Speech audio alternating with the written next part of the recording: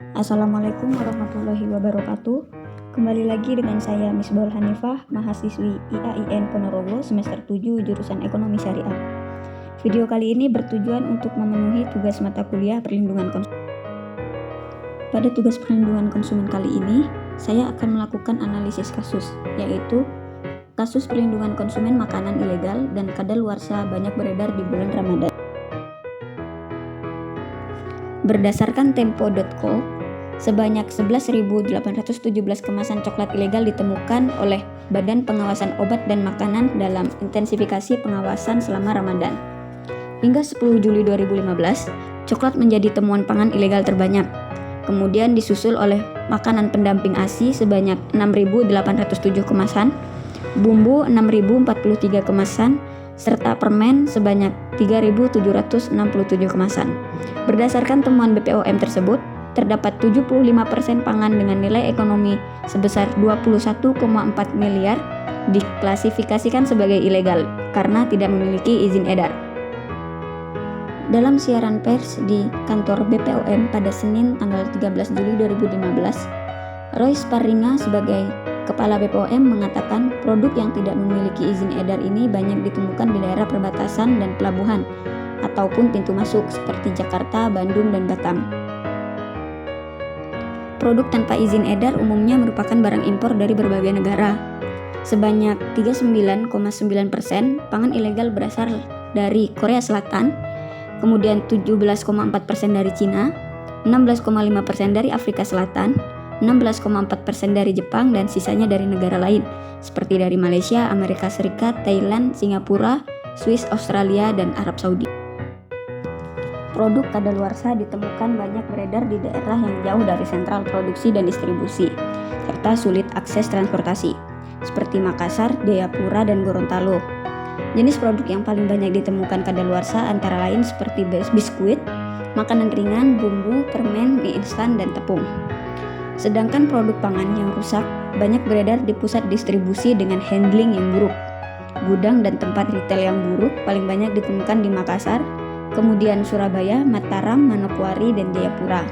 Produk rusak umumnya berjenis bumbu, minuman sari buah, teh, dan kopi. Selanjutnya yaitu analisis kasus.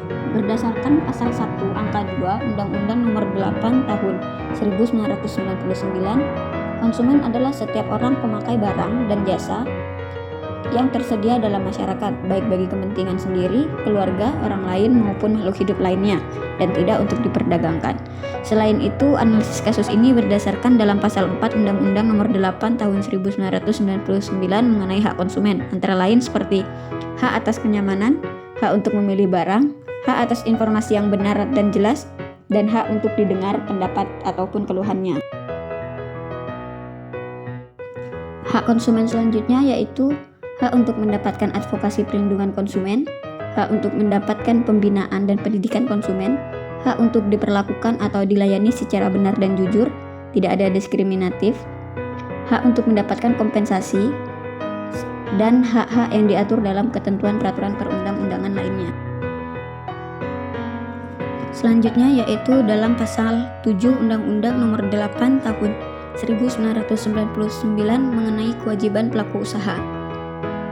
Yang pertama yaitu beritikat baik dalam melakukan kegiatan usahanya, kemudian melakukan informasi yang benar, jelas, dan jujur, memperlakukan atau melayani konsumen secara benar dan jujur serta tidak diskriminatif, menjamin mutu barang atau jasa yang diproduksi, serta memberi kesempatan kepada konsumen untuk menguji atau mencoba barang tersebut.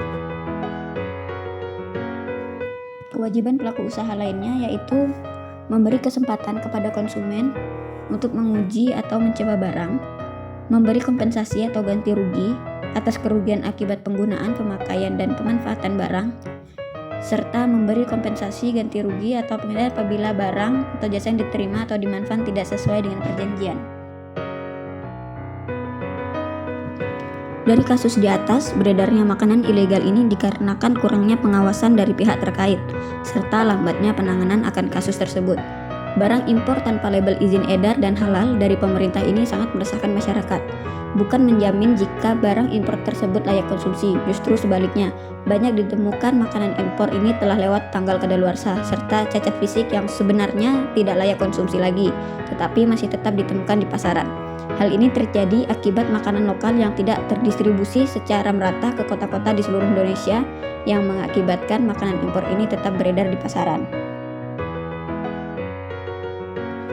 Kemudian dari kasus ini, kita belajar sudah sepatutnya adanya kontrol dan pengawasan yang lebih ketat lagi dari pihak terkait akan masuknya makanan impor ke Indonesia, serta lebih memperhatikan daerah di Indonesia yang sulit terjangkau dari pendistribusian makanan yang telah diberi izin edar oleh pemerintah.